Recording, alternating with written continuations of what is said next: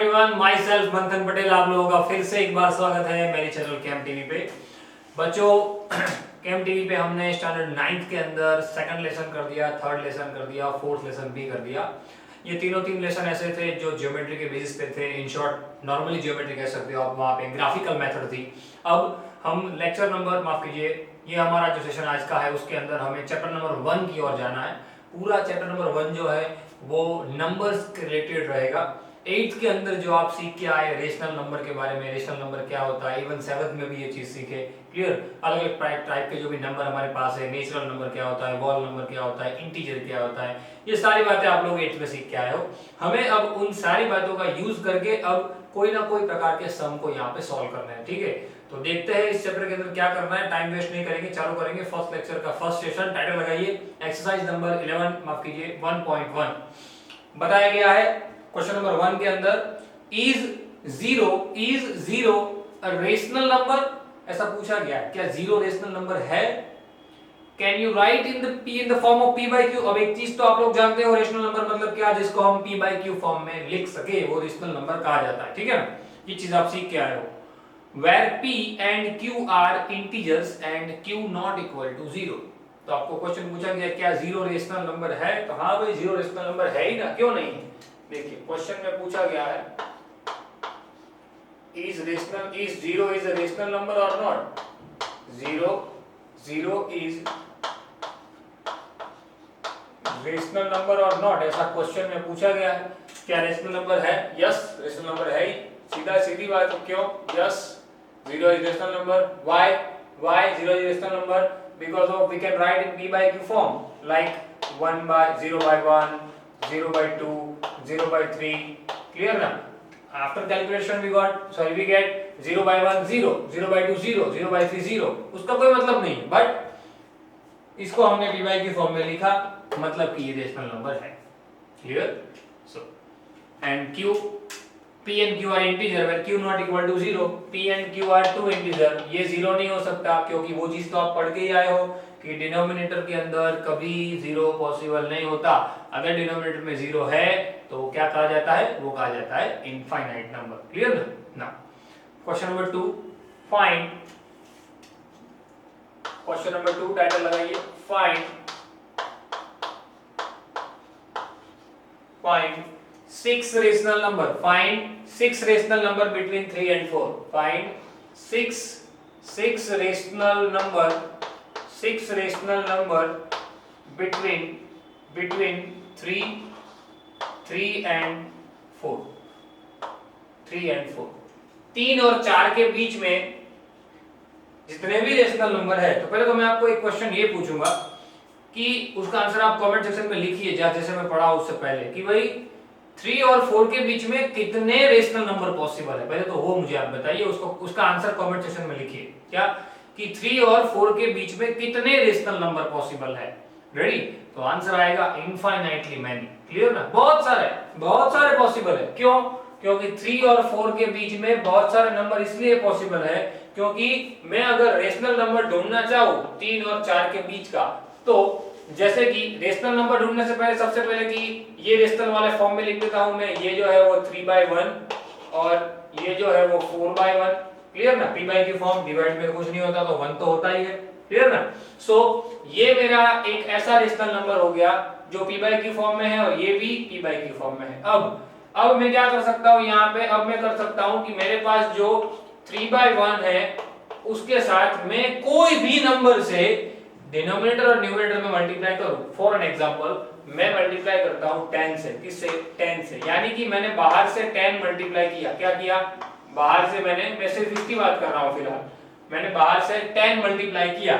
यानी कि मैं तो यहाँ पे ऐसा बहुत सारे नंबर मल्टीप्लाई कर सकता हूँ ना, 11 12 13 14 100 150 200 1 करोड़, बहुत सारे। यानी कि यहाँ पे, क्योंकि एक्चुअली में इसका कोई मतलब है नहीं, 10 10 उनके जो आता है वही आ गया, पर ये मैंने मल्टीप्लाई क्यों किया? क्योंकि मुझे उसके बीच के रेशनल नंबर चाहिए थे। तो मैं क्या करूंगा? कोई भी दो नंबर से ऊपर नीचे मल्टीप्लाई करूंगा, जो मुझे क्या देंगे? मुझे 6 रेशनल नंबर देंगे। तो क्या होगा? देखिए, ऊपर नीचे मल्टीप्लाई 10 से किया, ऊपर क्या जाएगा? 3 10 जा 30, नीचे 1 10 जा 10। क्लियर? ये फर्स्ट नंबर हो गया। देन आफ्टर सेकंड नंबर की बात करते हैं, तो सेकंड नंबर मेरे पास कौन सा है? सेकंड नंबर मेरे पास है 4/1। कौन सा है मेरे पास? 4/1। अब उसको भी मैं सेम नंबर से मल्टीप्लाई कर देता हूं कि भाई मैं ऊपर नीचे किससे मल्टीप्लाई करूंगा? 10 से। क्लियर ना? याद रखना, आपको जिन दो नंबर के बीच का रेशनल नंबर ढूंढना है, क्या करना है? जो दो नंबर के बीच के रेशनल नंबर ढूंढने हैं वो दो नंबर को सेम नंबर से मल्टीप्लाई करो। अलग से करता हो तो भी आंसर आता है, लेकिन फिर आप उलझन में आ जाओगे। उससे बेटर है कि डिनोमिनेटर क्या रहे? सेम। रेडी ना? डिनोमिनेटर क्या रहे? दोनों के सेम, यानी कि ऊपर नीचे। वहां पे भी मैंने 10 से मल्टीप्लाई कर दिया तो क्या हो जाएगा? 10 4 जा क्या हो जाएगा? सीधा 10 4 जा 40, 40 डिवाइड बाय 10। क्लियर ना? यानी कि एक नंबर मेरे पास आया 30/10, एक नंबर मेरे पास आया 40/10। इसके बीच के कितने सारे मेरे पास रेशनल नंबर है? तो बहुत सारे हैं। देखिए 30/10, उसके आगे 31/10, 32/10, 33/10, वैसे करते करते करते करते 40/10। यानी कि टोटल मेरे पास, इन दोनों को ना गिनूं तो भी, 30/10 और 40/10 को इंक्लूड ना करूं तो भी मेरे पास 9 नंबर ऐसे होंगे जो क्या होंगे? मेरे पास रेशनल नंबर होंगे। क्लियर? मुझे तो कितने पूछे हैं? सिर्फ 6। तो लिख देते हैं so required 6 rational number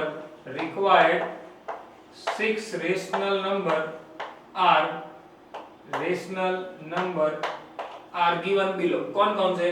देखो पहला तो कौन सा आ जाएगा? सबसे पहला 31/10, दूसरा 32/10, तीसरा 33/10, चौथा 34/10, पांचवा 36 भी लिख सकते हो लेकिन सीक्वेंस में जाते हैं, एंड छठवा 36/10। यानी कि ये 6 रेशनल नंबर है। अब आप सोचिए कि एक और चीज इसके साथ बता रहा हूं आपको कि अगर मैं यहाँ पे 10 की जगह पे 100 मल्टीप्लाई करता तो मेरे पास कितने सारे नंबर आते थे? 300 डिवाइड बाय 100, यहाँ पे 400 डिवाइड बाय 100, यानी कि 300 और 400 के बीच में 99 रेशनल नंबर आते। 1000 से करते तो 999, यानी कि आप सोचो, इसलिए मैंने पहले बताया ना कि कोई भी दो नंबर के बीच में अगर वो रेशनल है तो वो दोनों रेशनल नंबर के बीच में इनफाइनाइट रेशनल नंबर कैरी कर सकते हैं। क्लियर ना? हम बहुत सारे नंबर हम यहाँ पे लिख सकते हैं। ठीक है, समझ में आई बात? खास ध्यान रखना इस बात का, मिस्टेक ना हो। रेडी? चलिए रेडी, आगे बढ़ते हैं।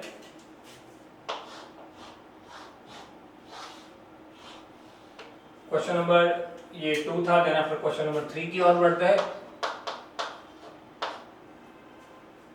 क्वेश्चन नंबर 2 हो गया, then after question number 3, find the 5 rational number between 3/5 and 4/5। Find the 5 rational number between 3/5, between 3/5 and 4/5।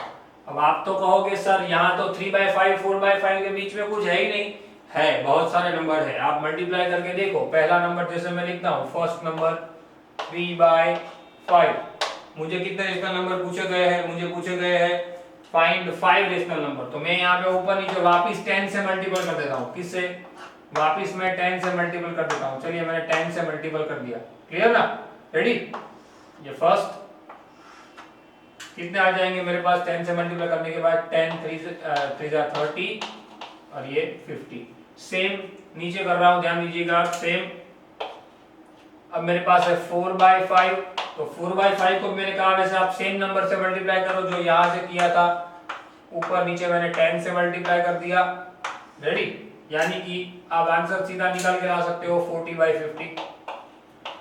अब आप लोग जानते हो कि भाई 30/50 एंड 40/50, क्या 30/50 एंड 40/50 उसके बीच में कितने नंबर है? क्लियर ना? देखिए आपको दूसरे और पहले क्वेश्चन, इसके अंदर और इसके अंदर एक ही चेंज है। यहाँ ऊपर 3/4 था, 3 and 4 था, सॉरी, और यहाँ पे 3/5 और 4/5, इतना ही चेंज है। देखिए यहाँ पे क्या था? 3 और 4, हमने नीचे 1 1 लिखा, यहाँ लिखने की जरूरत नहीं पड़ी। तो इसके बीच में बहुत सारे नंबर कैरी कर सकते हैं हम। कौन से? तो लिख देंगे so required rational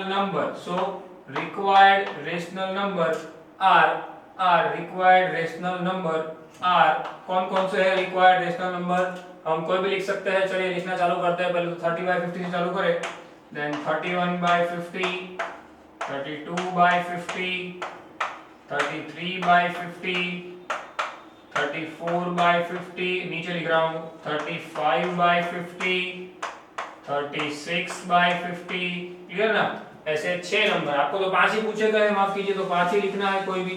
क्लियर? तो this 5 rational number can be place between 3/5 and 4/5 as a rational number. Clear ना? कि भाई 3/5 और 4/5 दो रेशनल नंबर है, उनके बीच में कौन कौन से रेशनल नंबर आ सकते हैं, तो वो हमने यहाँ पे मेंशन कर दिया। ठीक है ना? चलिए आगे बढ़ते हैं, नेक्स्ट क्वेश्चन की ओर जाते हैं।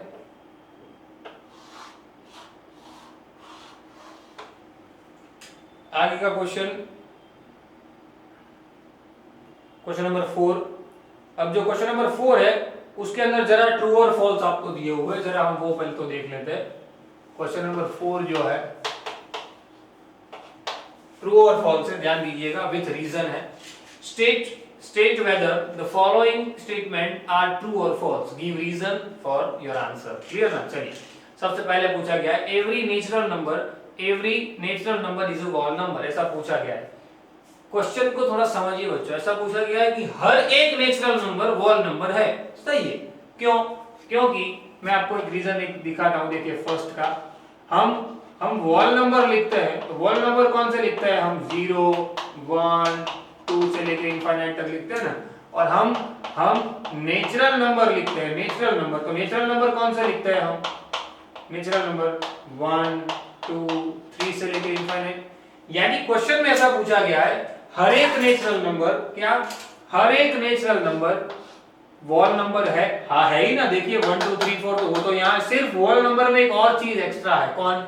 0। एक और एक्स्ट्रा नंबर है वॉल नंबर के पास, 0। यानी कि आंसर आएगा क्या? आंसर आएगा ट्रू। क्या आएगा answer? True. Every natural number is wall.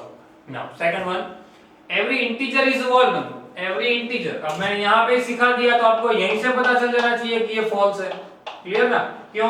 क्योंकि पूछा गया क्वेश्चन में कि एवरी इंटीजर जो होते हैं, एवरी इंटीजर के अंदर कौन कौन से नंबर होते हैं? इंटीजर के अंदर माइनस इनफाइनाइट से लेके 0 से लेके प्लस इनफाइनाइट तक नंबर होते हैं ना।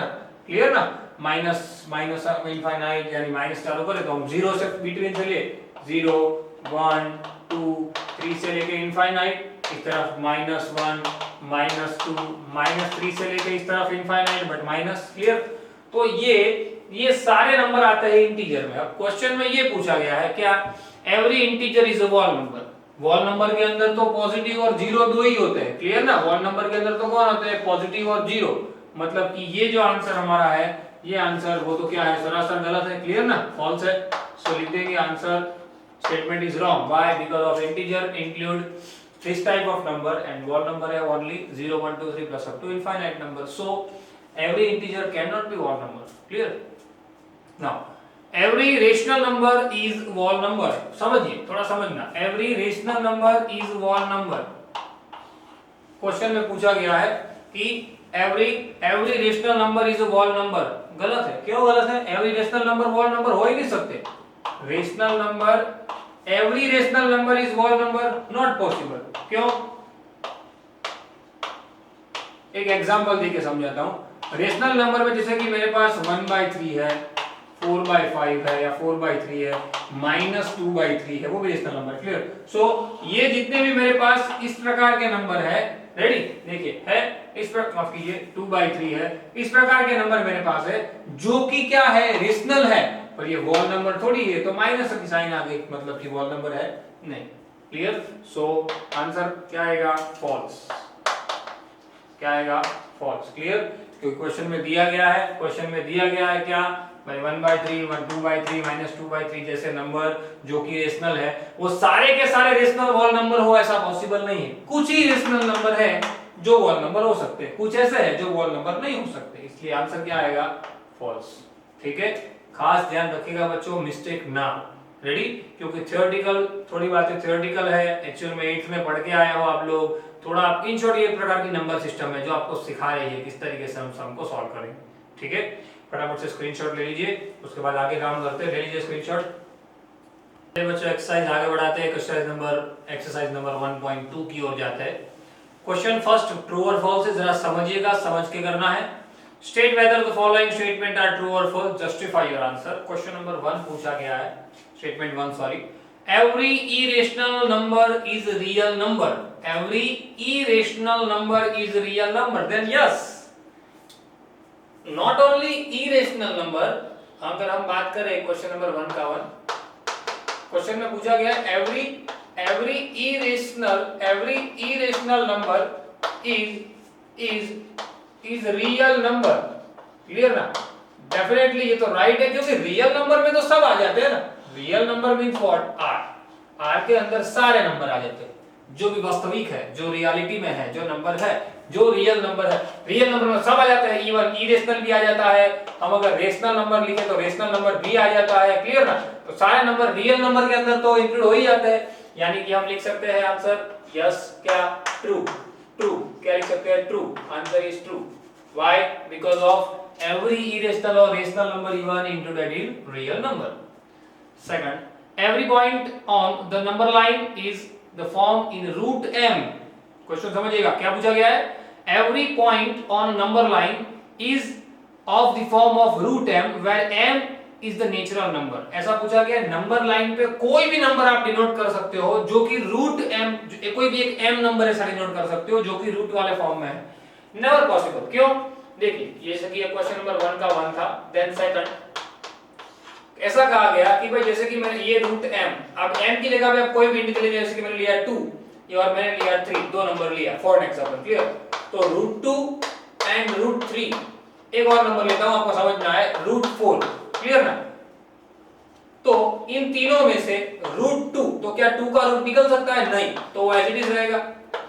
इसका रूट निकल सकता है? नहीं, तो वो एज इट इज रहेगा। इसका रूट निकल सकता है? यस, देन 2, क्लियर ना?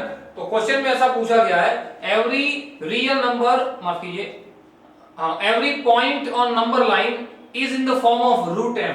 नंबर लाइन के ऊपर जो भी पॉइंट होते हैं वो रूट वाले फॉर्म में होते हैं, होते ही नहीं ना, वो तो सिंपल से नंबर होते हैं, क्लियर ना? बीच में पॉइंट आता है, लेकिन रूट वाले फॉर्म में तो होते ही नहीं है, रूट वाले फॉर्म में नहीं होता ना, क्लियर? यानी आंसर इसका लिख सकते हो आप क्या? फॉल्स। Simple, ready? चलिए आगे बढ़ते हैं। याद रखिएगा, एग्जाम्पल के साथ ट्रू और फॉल्स समझा रहा हूं, तो सारी बातों को अच्छी तरीके से नोट डाउन कीजिएगा। चलिए, then third, every real number is an irrational number, every real number is an irrational number. ये रहा, अभी हमने बात की, यहां पे ऐसा पूछा गया every irrational number is real number, then true, but every real number is irrational number, false.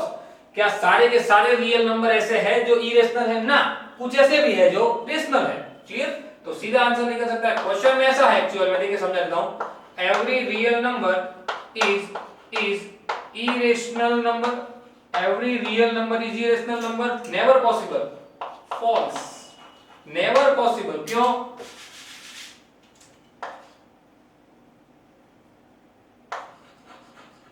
क्यों? क्योंकि सारे के सारे रियल नंबर इरेशनल ही हो ऐसा जरूरी थोड़ी है। रियल नंबर जो है वो तो रेशनल भी हो सकता है, फ्रैक्शनल भी हो सकता है, क्लियर ना? समझ में आएगा? या तो कोई भी नंबर हो सकता है, रियल नंबर में तो कोई भी नंबर हो सकता है। सो सारे के सारे रियल नंबर इरेशनल ही है ऐसा जरूरी है नहीं। यहाँ पे तो ऐसा बताया गया है कि every real number is irrational number, no, not possible, clear? And statement is false. Ready? So first answer true, second answer false, third answer false. Ready? याद रखिएगा, खास मिस्टेक ना हो। मैंने आपको विद एग्जांपल इसलिए बताया है कि आपके दिमाग में बात बैठे कि एक्चुअल में यहाँ पे किस तरीके से आंसर को लाया जा रहा है। चलिए आगे बढ़ते हैं। देन आफ्टर क्वेश्चन नंबर 2 की ओर आते हैं। आर द स्क्वायर रूट, अब यहाँ पे थोड़ा क्वेश्चन जैसा है, क्वेश्चन ऐसा है, are the square root of all positive integer, are the square root of all positive integer irrational, ऐसा बताया गया है। क्या जितने भी पॉजिटिव इंटीजर है उन सब का स्क्वायर रूट इरेशनल होता है? पहले तो समझ लीजिए, इरेशनल रेशनल के बीच का मतलब एक आपको क्लियर कर दूं।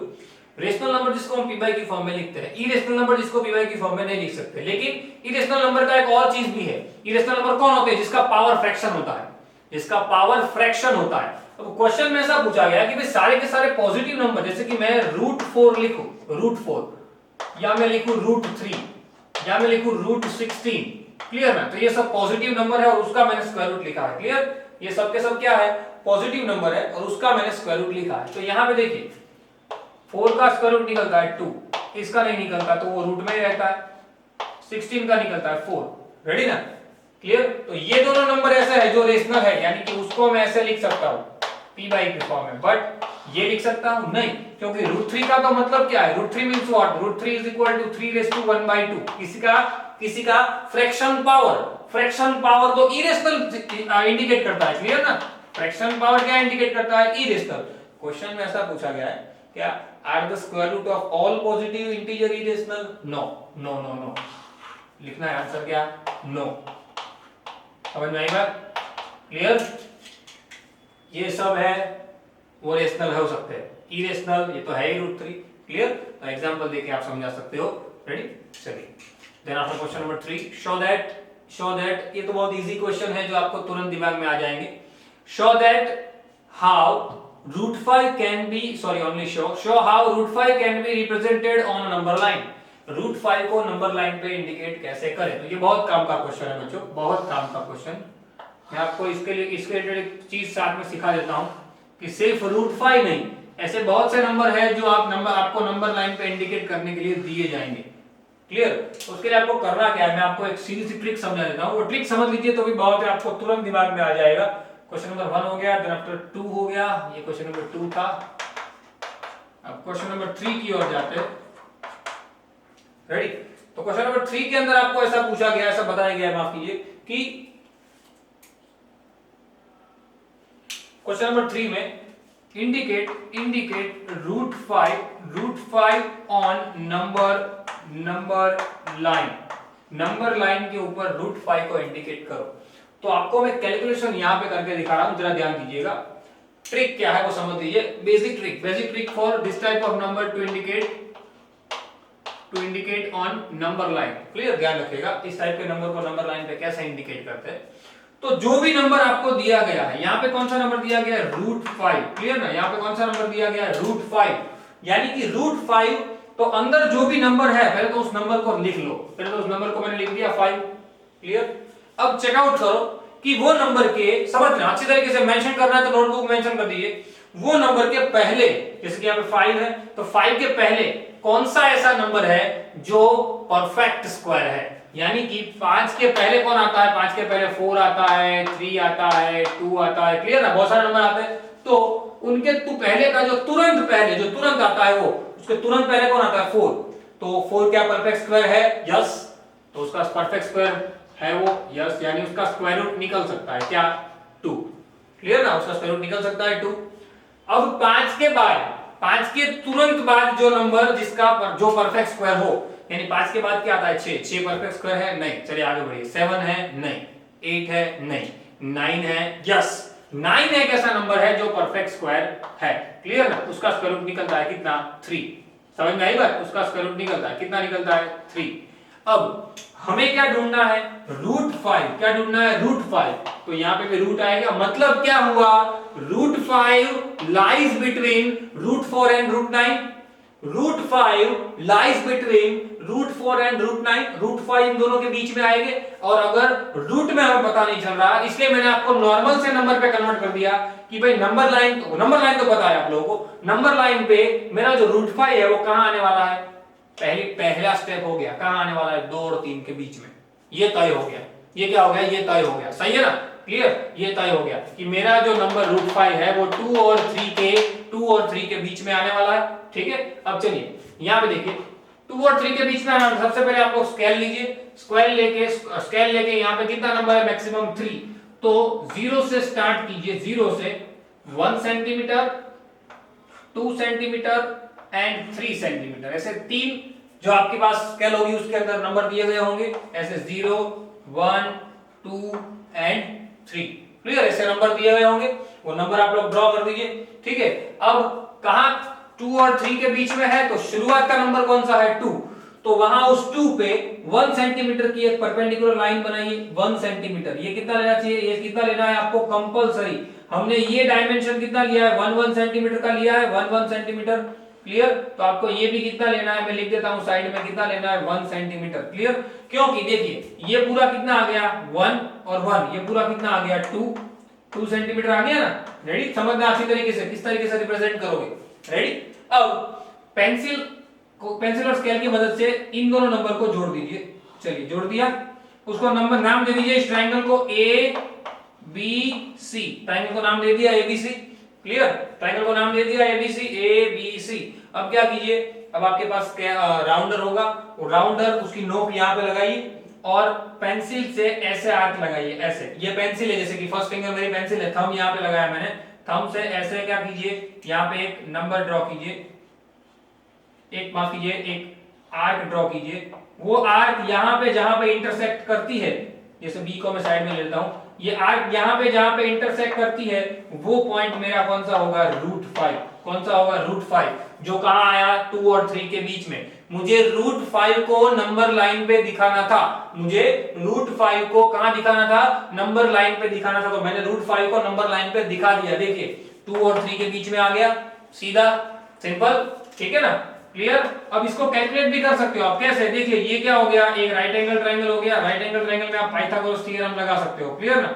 पाइथागोरस थ्योरम क्या होता है, हाइपोटेनस का स्क्वायर, राइट एंगल ट्रायंगल में हाइपोटेनस का स्क्वायर राइट एंगल बनाने वाली साइड के स्क्वायर के टोटल जितना होता है, यानी A B square plus B C square, clear. आगे आने ही वाला है, टेंशन मत लीजिए, फिलहाल सिर्फ ध्यान में रखिए क्या, A B square plus B C square is equal to A C square, यानी कि राइट एंगल बनाने वाली जो दो साइड है वो दोनों साइड के स्क्वायर का टोटल क्या बनता है, हाइपोटेनस बनता है। क्या बनता है, हाइपोटेनस। तो वो देखिए वो वेरीफाई हो जाएगा, इससे कैलकुलेशन से वेरीफाई हो जाएगा। देखिए ये A B square, A B कितना है, पूरा पूरा ए बी मेरे पास 2, ए सी स्क्वायर कितना है मेरे पास √5, माफ कीजिए ए सी स्क्वायर तो मुझे ढूंढना है क्योंकि मेरे पास वो वैल्यू तो है ही नहीं। ये कितना है 2 का square plus B C square कितना है 1, 2 का स्क्वायर 4 प्लस 1 कितना आया 5।